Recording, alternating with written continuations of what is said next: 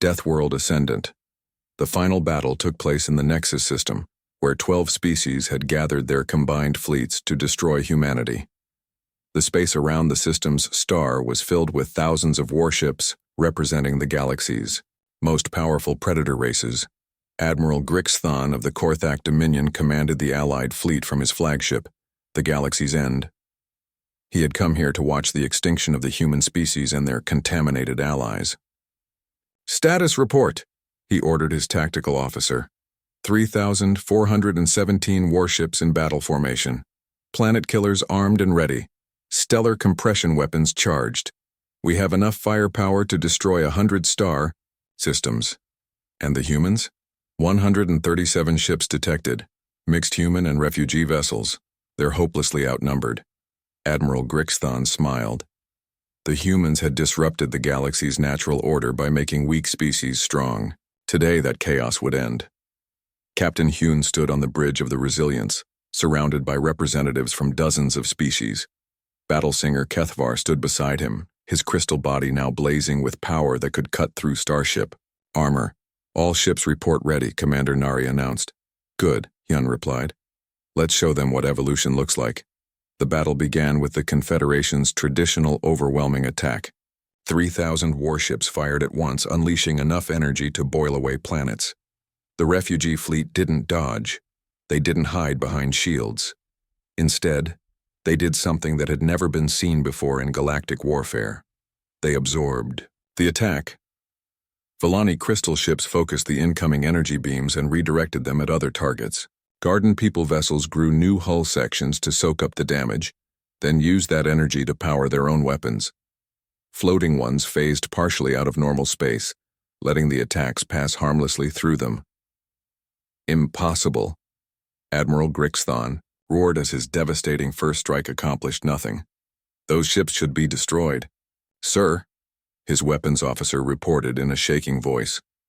"They're not just surviving our attacks, they're using them to get stronger." The refugee fleet began its counterattack, and it was like nothing the galaxy had ever seen. Volani ships fired, beams of pure light that could cut through any known armor. Garden People vessels launched living missiles that adapted to their targets in flight. The floating ones appeared inside enemy ships, having phased through their hulls. But the most shocking thing was how they fought together. Species that had never met before the refugee crisis now moved as one mind.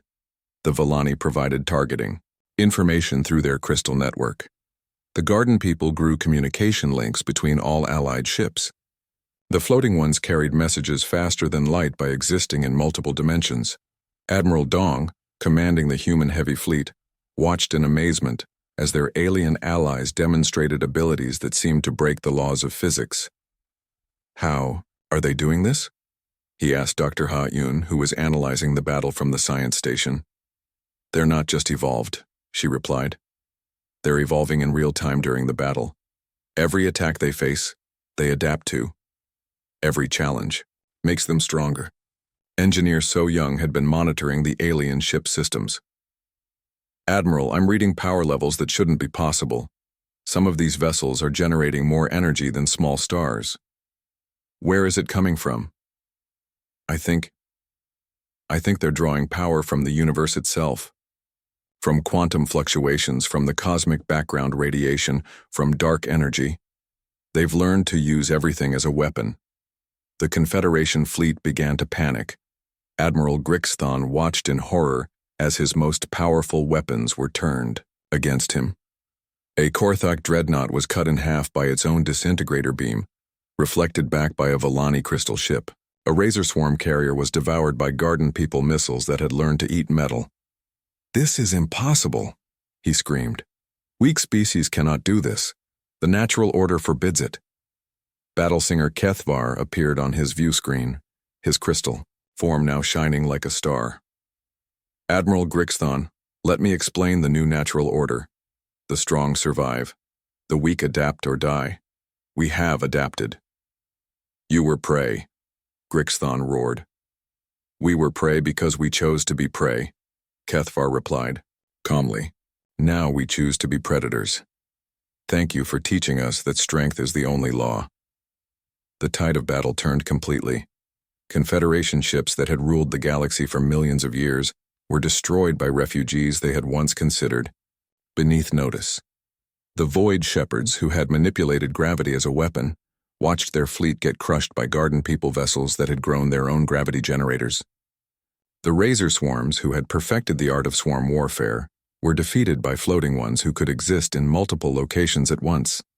In desperation, Admiral Grixthon activated his final weapon, a stellar compression device that could turn a star into a black hole. "If we cannot rule the galaxy," he transmitted to all ships, "then no one will have it." The weapon fired at the Nexus system's star. The attack would kill everyone in the system, including his own fleet. But Grixthon no longer cared about survival. He only wanted to prevent the galaxy from changing. Captain Hyun watched the stellar compression wave approach their star. In minutes, the sun would collapse and take them all with it. "Any ideas?" he asked his crew. Battle singer Kethvar stepped forward. "Captain, we have learned much from humans. We learned to be strong. We learned to fight. We learned to adapt. But the most important thing we learned is this: we are stronger together than apart." Around the system, every refugee ship began to glow. Villani crystal vessels focused their power. Garden People ships grew new energy collectors. Floating ones tapped into dimensional forces that existed beyond normal space. "What are they doing?" Dr. Su asked. "They're not trying to stop the stellar compression," Engineer Min realized. "They're trying to control it." The refugee fleet surrounded the dying star as it began to collapse. Instead of letting it become a black hole, they channeled its energy, shaped its death, and turned it into something new. A new star was born, one that burned with the combined will of 100 species who had refused to die. Admiral Grixthon stared at the impossible sight. What are you?" "We are what you made us," Battle Singer Kethvar replied. "You taught the galaxy that only the strong survive. So we became strong. You taught us that power makes right. So we took your power. You taught us that the weak exist only to serve the strong. So we stopped being weak." The remaining Confederation ships began to surrender. Across the galaxy, predator species that had ruled through fear found their subjects in rebellion. The age of easy conquest was over. Captain Hyun received a communication from Earth. The message was from the United Earth government, but it wasn't what he expected. "Captain Hyun," the president said, "we've been receiving requests from over 300 species asking to join the Deathworld Alliance. They want to learn what you taught the refugees." "What should I tell them?" Hyun asked. Battle Singer Kethvar answered for him. "Tell them what you told us. The universe is hostile. Adapt or die. Work together or fall apart. And remember, being prey is always a choice." As the human fleet headed home, they left behind a galaxy that would never be the same. The natural order of predator and prey had been replaced by something new. A universe where strength came not from conquering others, but from helping them become strong. Dr. Su made one final log entry. "Today we learned that evolution never stops. The universe will always be dangerous. But for the first time in galactic history, the dangerous thing isn't the environment or the predators. It's the prey that learned to fight back." The age of Darwin's children had begun. Evolution. Under fire 6 months after the battle with the Mockstar, the human refugee fleet had grown beyond anyone's imagination. Captain Hyun stood on the observation deck of the Resilience, watching dozens of alien ships moving in perfect formation around them. The ships looked different now. The Villani vessels had grown stronger, their crystal hulls now able to handle radiation that would have killed their builders a year ago. Garden People ships had evolved new weapons systems that grew like living things. The floating ones had learned to make their vessels as hard as metal or as flexible as water. Dr. Su joined him at the window, carrying her latest research data. "Captain, you need to see this. The evolutionary changes are accelerating." She showed him medical scans of their alien guests. "Look at this Villani warrior, Kethvar's nephew, June. When he first came aboard, our normal gravity would have crushed him. Now he can handle 3 times Earth gravity without problems." "How is that possible?" Hyun asked. Living in human conditions forced their bodies to adapt or die, but instead of dying, they're becoming stronger than anyone thought possible. Chief Medical Officer Hana had been documenting similar changes across all the refugee species. The soft-bodied Aldaran had grown protective shells. The fragile Epsilon had developed the ability to survive in hard vacuum. Species that had lived in perfect safety for millions of years were evolving in months. It's like they're remembering how to be strong, she explained to Captain Hyun. Their DNA had the instructions all along, but peaceful worlds never activated them. Commander Gyu had been training mixed-species combat units. What started as basic self-defense lessons had become something much more impressive. Captain, you should see them fight, he reported. The Vellani can focus energy through their bodies like living weapons. The garden people can grow armor and weapons in real time. The floating ones can become gas to avoid attacks, then solidify to strike back. Elder Kethvar, now calling himself Battlesinger Kethvar, had become the unofficial leader of the Refugee Alliance. His crystal body had changed the most. Where once he had been clear and fragile, now he glowed with internal fire and could cut through steel with his bare hands. Captain Hyun, he said, entering the observation deck, we owe you a debt we can never repay. You taught us that we were not born to be victims. You taught yourselves, Hyun replied. We just showed you that it was possible. Intelligence Officer Yuri had been monitoring communications across the galaxy. What she found made everyone worried. Captain, the Moxtar defeat has caused panic among the predator species. They're calling emergency meetings. Some are demanding that humans be declared a threat to galactic order. She played intercepted messages from across known space. The voices belonged to different species, but they all said the same thing. Humans were dangerous because they made weak species strong. They're afraid, Navigation Officer Da-un observed. For millions of years, the galaxy has been divided into hunters and prey. Now the prey are becoming hunters. The fear was spreading. The Korthak Dominion, who ruled through terror, were losing control of their slave worlds. The Razor Swarms, who fed on weak species, found their food fighting back. The Void Shepherds, who sold protection to helpless worlds, discovered their customers no longer needed protection. Fleet Admiral Dong arrived with news that made everyone's blood run cold. His main battle fleet had traveled from Earth with urgent orders. Captain Hyun, he said grimly, the Galactic Confederation has issued an ultimatum. They're calling humans a Category 5 evolutionary hazard and demanding we stop helping refugees. What happens if we refuse? Hyun asked. They're assembling a combined fleet, 12 species, each with hundreds of warships. They plan to sterilize Earth and destroy every human ship in space. The bridge fell silent. Dr. Su spoke first. They're going to commit genocide because we taught other species to defend themselves. They see it as protecting the natural order, Admiral Dong replied. Strong species rule, weak species serve or die. Humans are disrupting that system. Battlesinger Kethvar listened to this with growing anger. So they will kill millions of humans. Because you dared to help us? That's the plan, Admiral Dong confirmed. Then we have a plan of our own, Kethvar declared. We fight with you. You don't understand, Admiral Dong said. This isn't like the Moxtar. This is the combined might of the galaxy's greatest predator. Species. Billions of ships. Weapons that can crack planets. Shields that can stop stars. Admiral? Elder Bloomsinger Patalin said, joining the conversation. You still think like the old galaxy. You see us as the weak species you rescued. But we are not those species anymore. She was right. The aliens around them had changed in ways that went beyond physical adaptation. The Vellani had discovered they could network their minds through their crystal bodies, sharing thoughts and strategies instantly. The garden people could grow ships and weapons as fast as they could. Imagine them.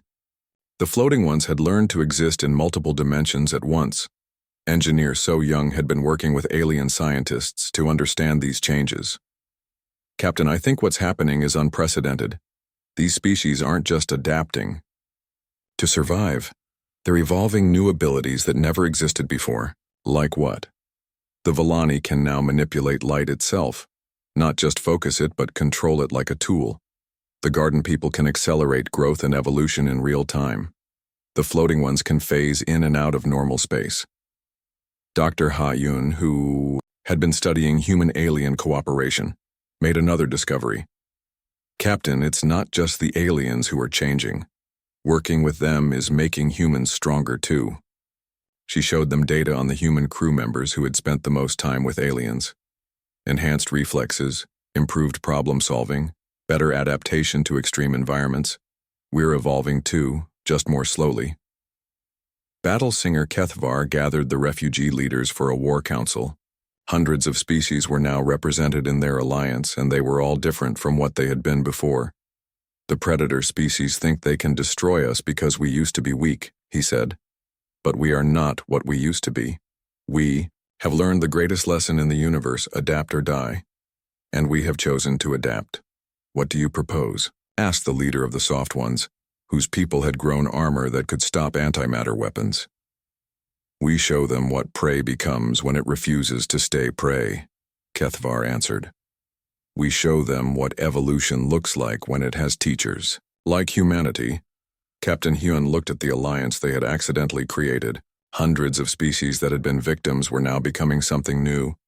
Not just survivors, but innovators, warriors, and leaders.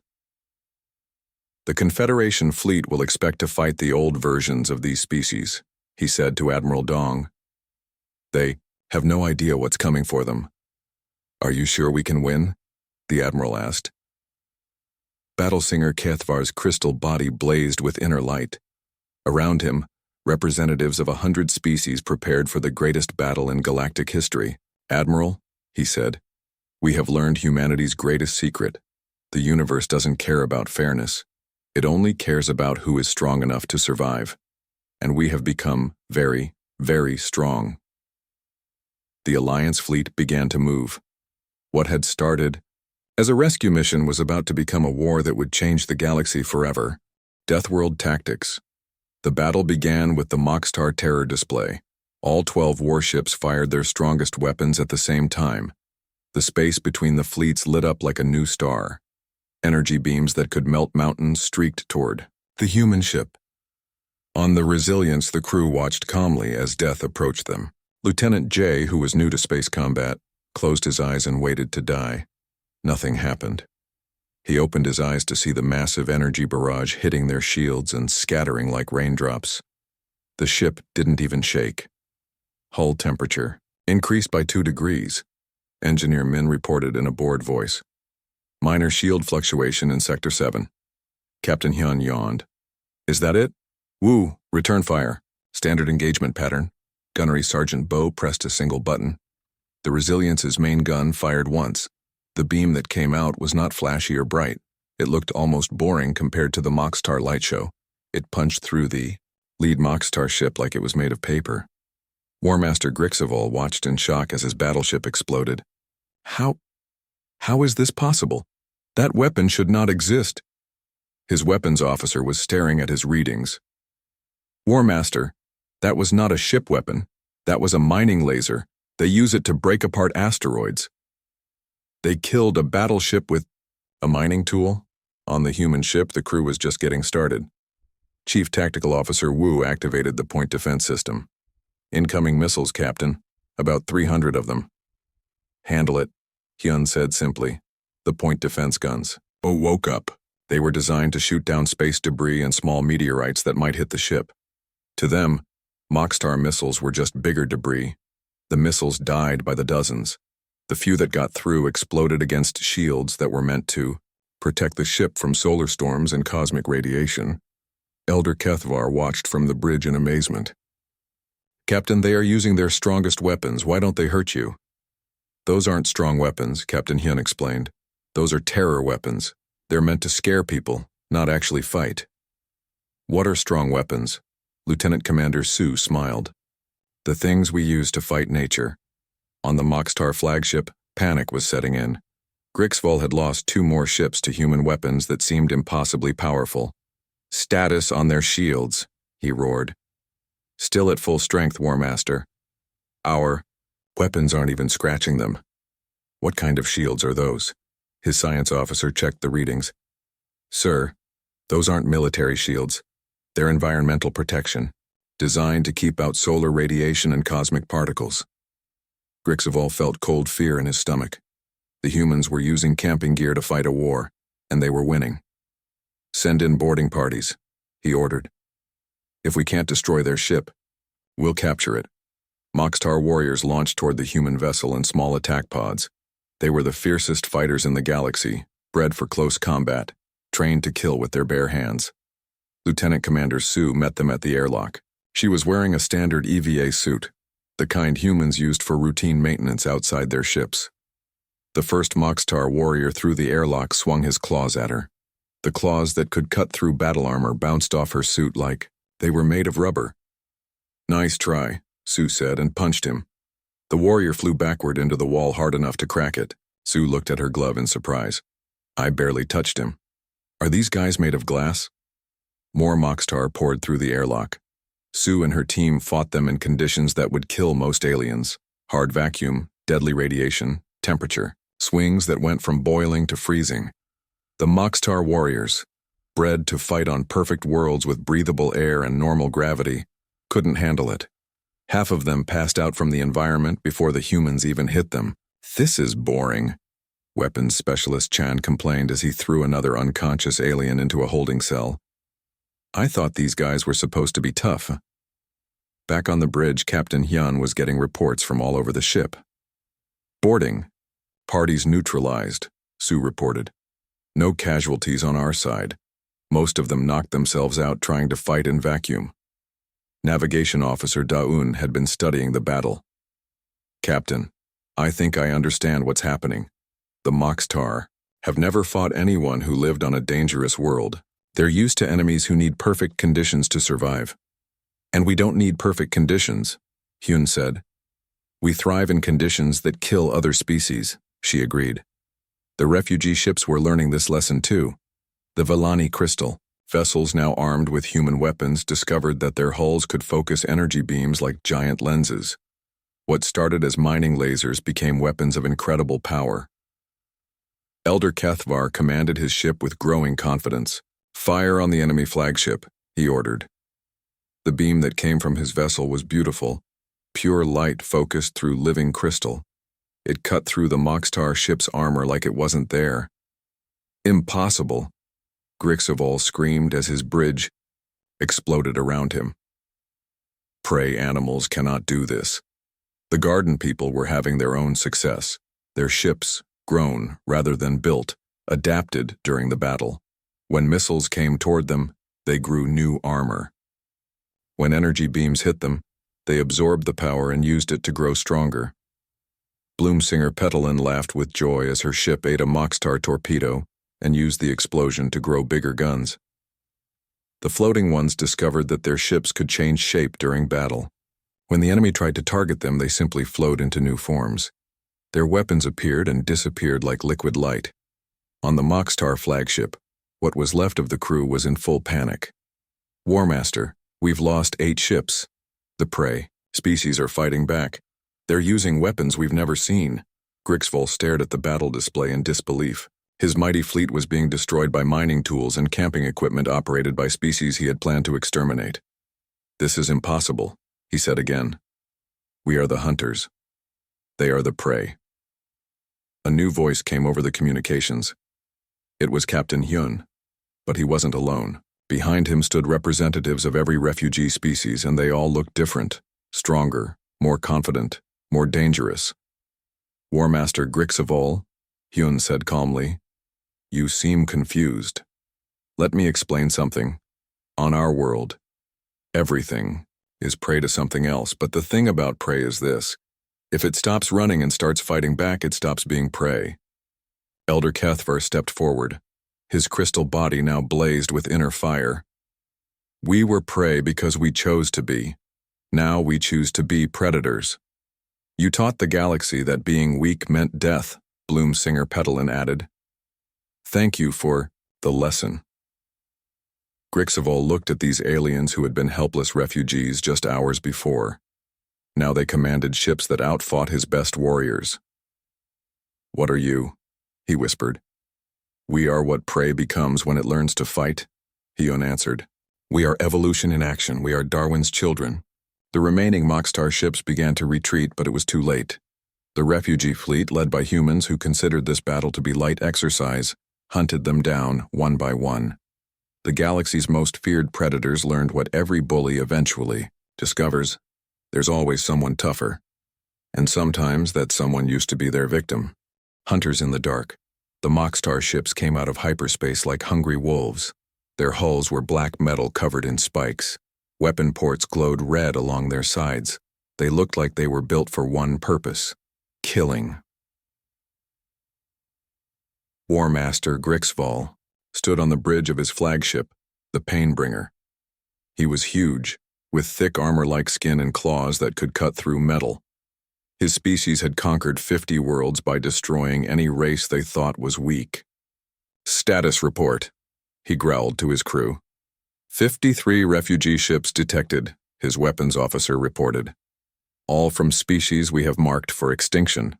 Also, 1 unknown vessel. Unknown?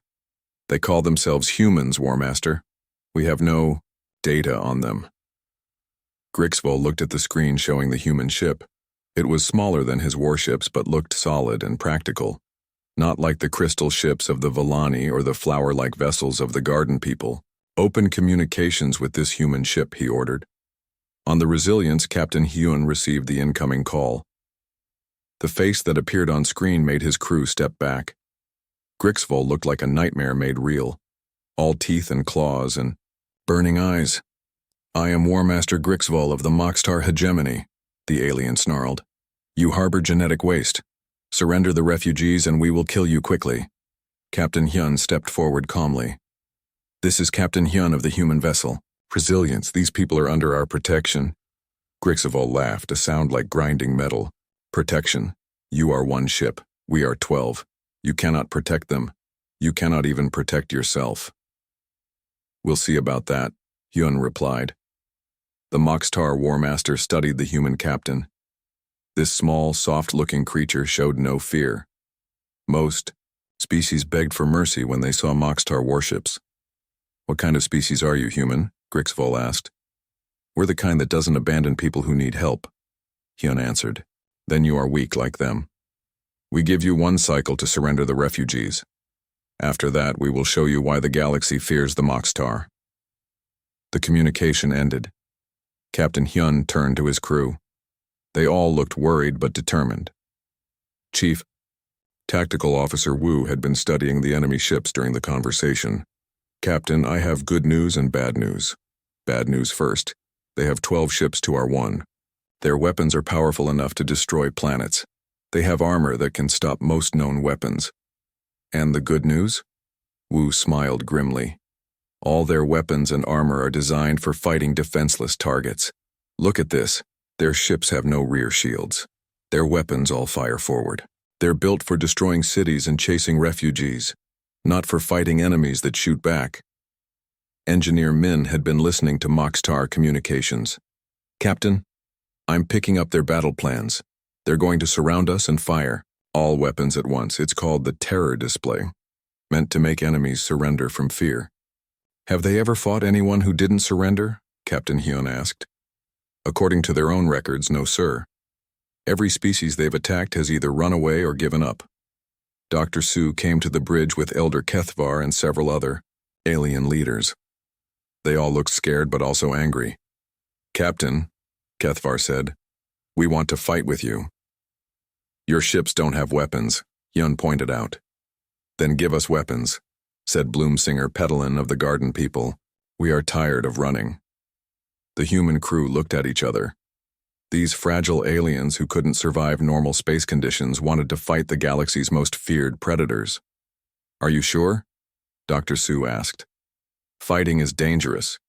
You could all die. We will die anyway if we keep running, Kethvar replied. At least this way we die fighting. Captain Hyun made a decision. Woo! Start transferring weapon systems to any refugee ship that can handle them. Min, help them modify their ships. Nari, coordinate communications between all vessels. Sir, Lieutenant J said quietly. Is this a good idea? They've never fought before. Neither had humans once, Hyun replied. But we learned. The next few hours were busy. Human engineers worked with alien crews to install weapons and shields. The crystal ships of the Vallani were surprisingly good at focusing energy beams. The Garden People's ships could grow new parts to hold missile launchers.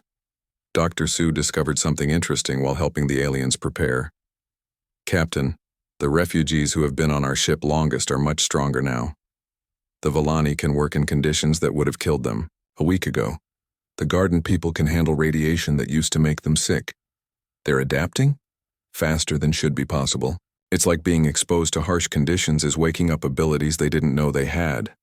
Elder Kethvar overheard this. Dr. Su, my people have legends about the old days. Before our world became perfect, we were warriors.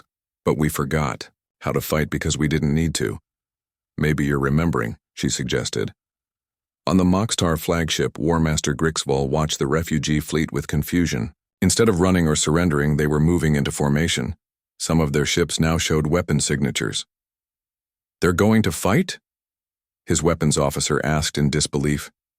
Impossible, Grixval growled. These species are prey.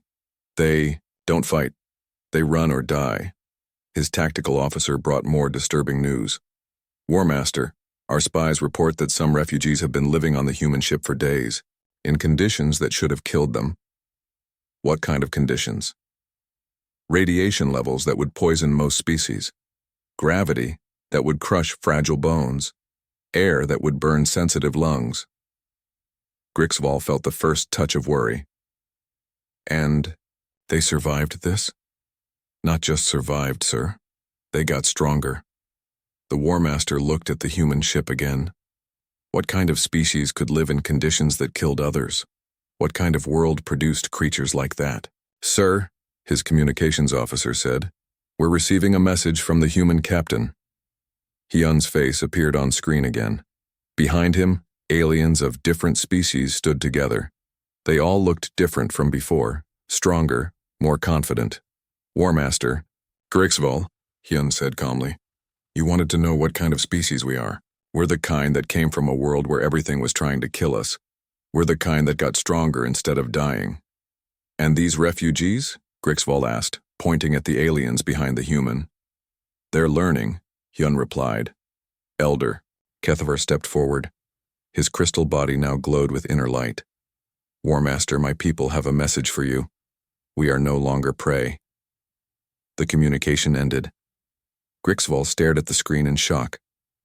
In all his years of conquest, he had never seen prey animals talk back to him. Weapons officer, he ordered, prepare the terror display. All ships, full power to forward weapons. Yes, sir, but what? Sir, what if the terror display doesn't work? What if they don't surrender? Grixval had never considered this possibility. His entire military strategy was based on enemies being too scared to fight back. Then we kill them all, he said. But he didn't sound as confident as before. The Moxtar fleet moved into attack. Formation. But for the first time in their history, they were facing enemies who had learned that being prey was a choice. The humans had taught the galaxy's weakest species the most important lesson of all, how to stop being victims. Welcome to hell. The next morning brought new problems. Dr. Su stood in the medical bay looking at 5 unconscious Vallani. They had been hurt by the ship's normal cleaning cycle. The UV lights that killed germs had burned their crystal skin. How could this happen? Elder Kethvar asked. He looked scared and confused. We turned the lights down as low as possible, Dr. Su explained. But even the smallest amount was too much for your people. Lieutenant J felt terrible. He had followed all the safety rules, but the rules were made for humans. What was safe for humans was deadly for aliens. We didn't know, he said. We're sorry. Elder Kethvar watched as humans moved around the medical bay. They walked through areas that would kill his people. They breathed air that would poison Vallani, lungs. They lived with radiation that would cook crystal flesh. Your people, he said slowly. You live in conditions that would destroy us in minutes. Dr. Sue nodded. I'm beginning to understand that. Your world was very different from ours. What is your world like? Kethavar asked. Engineer Min, who was working on the air systems, answered. Earth has storms that can destroy cities. The ground shakes and splits open. The sun burns your skin. The air is full of tiny living things that try to make you sick. Animals hunt each other. Plants fight for space. Everything is trying to survive. The Villani elder stared at him. And humans live in this? We grew up in it, Min said. It made us strong. Chief Engineer Tay came into the medical bay with bad news. Captain, we have a problem. To make the ship safe for the Villani, we had to shut down half our systems. Our own crew is starting to get sick from the too clean air, and the reduced gravity is making everyone weak. Captain Hyun rubbed his forehead. They were trying to help, but they were hurting themselves and still couldn't keep the aliens completely safe. Navigation Officer Da-un had been studying the Villani homeworld data. She came to find the captain. Sir, I think I understand the problem. The Villani world had no bacteria, no viruses, no radiation, no weather. For millions of years, they never had to adapt to anything. They never evolved defenses. What does that mean? Hyun asked. It means they're like people who live their whole lives in a perfect bubble. When they meet the real world, everything hurts them. Dr. Sue was treating another group of Villani who had gotten sick from drinking human water. Even though it was cleaner than anything on Earth, it didn't have the exact minerals the aliens needed. I'm starting to think, she said to her assistant, that we humans are incredibly tough compared to most species. We just don't realize it, because Earth taught us to be tough. Commander Nari called from the bridge. Captain, more alien ships are arriving, but some of them aren't Villani. Hyun hurried to the bridge. On the screen were ships of different designs. The aliens inside were all different species, but they all looked fragile and scared. This is Captain Hyun of the human ship Resilience. He broadcast to the new arrivals. A new alien face appeared on screen. This one looked like a large flower with eyes. I am Bloomsinger Petalin of the Garden People. We heard you were helping refugees. The Moxtar destroyed our world last month. We barely escaped. More voices joined in. A species that looked like floating jellyfish. Another that seemed to be made of living water. All of them were running from the same enemy. All of them had the same problem. They came from perfect worlds and couldn't survive in the real universe. How many species are out there? Dr. Sue asked quietly. Dozens, Navigation Officer Dae-yun replied. All refugees. All from worlds with no dangers. The human crew looked at each other. They were one ship trying to save thousands of aliens who couldn't survive in normal space conditions. Elder Kethavar came to the bridge moving carefully. He had learned to walk in the reduced gravity, but he still looked uncomfortable. Captain, he said, we are grateful for your help, but I must ask, how do your people live like this? Every breath we take on your ship is dangerous for us. Every surface could hurt us. How do you not die every day? Captain Hyun thought about his childhood on Earth. Playing in the sun that would burn Villani skin, swimming in oceans full of creatures that would poison alien blood, breathing air full of bacteria and dust. We grew up learning to survive, he said. Our world taught us that life is hard. We had to become strong or die. But we were never taught this, Kethavar said sadly. Our worlds were safe. We never learned to be strong. Engineer Min was working on another problem. The Villani couldn't eat human food. It was too rough for their systems. The garden people needed light that hurt human eyes. The floating ones needed water that would drown air-breathing species. Captain, he reported, I can't make the ship safe for everyone. What's good for one species hurts another, and all of their needs are different from what we need. Dr. Sue had an idea. She had been studying the alien biology for days now. Captain, what if we don't try to make them comfortable? What if we try to make them stronger? What do you mean? Hyun asked. Look at this. She showed him her medical readings. The Villani who have been on our ship longest are changing. Their crystal structure is getting denser. They're developing resistance to radiation. Their bodies are adapting. Elder Kethvar overheard this. Adapting, but we don't adapt. We have lived the same way for millions of years. Because you never had to, Dr. Sue explained. But now you do. Your bodies are learning to survive in harder conditions. The idea was scary to the aliens. They had always lived in perfect safety. The thought of their bodies changing was frightening. But some of the younger Villani were interested. They had noticed that they felt stronger after a few days on the human ship. They could handle brighter lights now. The gravity didn't hurt as much. It's like exercise, one young Villani said to Elder Kethvar. The humans live with hard things every day, so they get strong. Maybe we can get strong too. That night, long-range sensors detected the approaching Moxtar fleet. Commander Nari counted the ships and felt her blood go cold. Captain, 12. Heavy warships. They'll be here in 6 hours. Captain Hyun looked at the refugee fleet around his ship. Hundreds of fragile aliens who had never fought anyone. Ships made for perfect worlds, not for battle. Send a message to all refugee ships, he ordered. Tell them to prepare for combat. Sir, Lieutenant Jay said quietly. They don't know how to fight. Their ships don't have weapons. Elder Kethvar heard this. He thought about his people who were slowly getting stronger on the human ship. He thought about the choice they faced. Stay weak and die or become strong like the humans. Captain, he said, teach us. Teach you what? Teach us to fight. Teach us to survive. Teach us to be strong like humans. Captain Hyun looked at this fragile crystal being who could barely survive on a human ship. But he also saw determination in those alien eyes. It won't be easy, he warned. Learning to be strong hurts. We have learned that being weak hurts more, Kethvar replied. The human crew began preparing for battle. But this time, they weren't just protecting refugees. They were training them to protect themselves. The Moxtar ships were getting closer, expecting to find easy prey. They were about to discover what happened when prey decided to stop running. The desperate plea Captain Hyun stood on the bridge of the UES Resilience, watching the stars through the main view screen. His ship had been exploring deep space for 3 months now. Nothing but empty space and distant suns.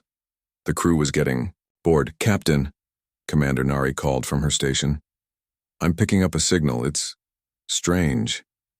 Hyun walked over to her console. The sounds coming through were not like anything they had heard before. High-pitched clicks and whistles mixed with what sounded like crying. Can you translate it? He asked. Nari worked at her controls for several minutes. Slowly, words began to form from the alien sounds. Help us. Please help us. Our world is dying. We have nowhere to go. The message repeated over and over. Hyun felt his chest tighten. Someone out there needed help. Where is it coming from? He asked. 3 light hours away, sir. Multiple sources. I count at least 50 ships.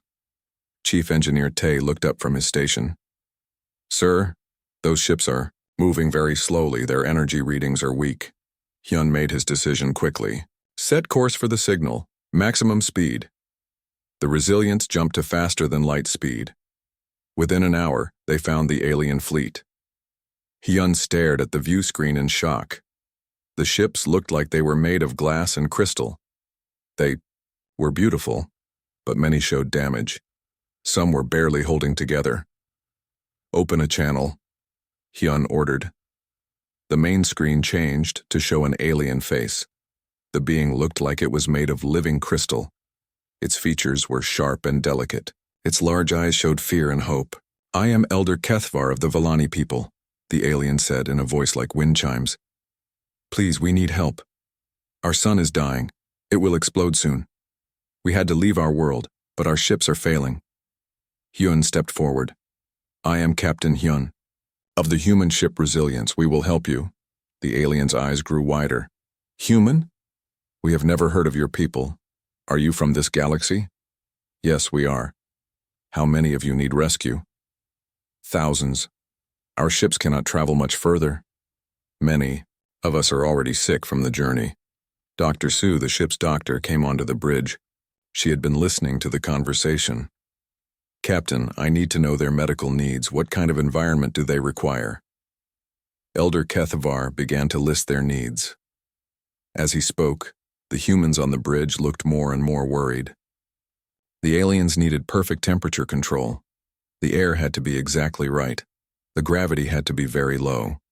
They could not handle any radiation at all, Tay whispered to the captain. Sir, what they need is more controlled than our medical bay. Even our safest areas might be too dangerous for them. Hyun looked at the alien on the screen. Elder Kethvar was waiting for an answer. Behind him, other Villani could be seen. They all looked scared and tired. We will take you aboard, Hyun said. We'll figure out how to keep you safe. Thank you, Kethvar said. His crystal features showed relief. You do not know what this means to us. The captain turned to his crew. Nari, contact all the alien ships. Get me a count of how many people we're taking on. Tay, start preparing the cargo bays. We'll need to make them livable. So get ready to treat alien patients. We don't know what might hurt them. Dr. Sue nodded. I'll start preparing isolation rooms. We need to be very careful. Over the next hour, they learned more about the Villani. Their world had been perfect for millions of years. No storms, no earthquakes, no dangerous animals. The temperature never changed. Their air was pure and clean. They had never had to deal with any kind of hardship. Lieutenant J, who was preparing the docking bay, came to the bridge. Captain, I'm reading the safety procedures for first contact.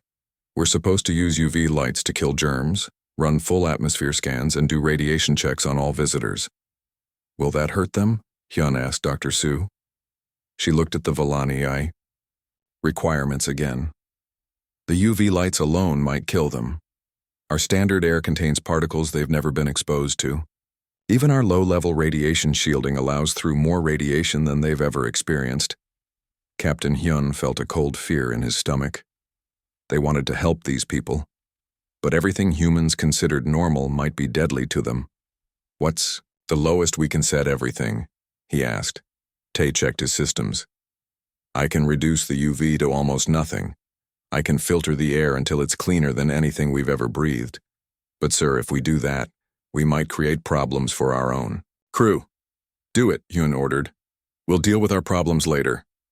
The first Villani shuttle approached the Resilience. Elder Kethavar himself was on board with 20 other aliens. Dr. Sue watched from the medical bay as Lieutenant J prepared to receive them. Be very gentle, she warned through the comm system. Move slowly. Keep lights low. Don't make any sudden sounds. The shuttle docked. Jay opened the airlock as carefully as possible. The Villani stepped out, and immediately 3 of them fell down. Their crystal bodies were shaking. The gravity, one of them cried. It's too strong.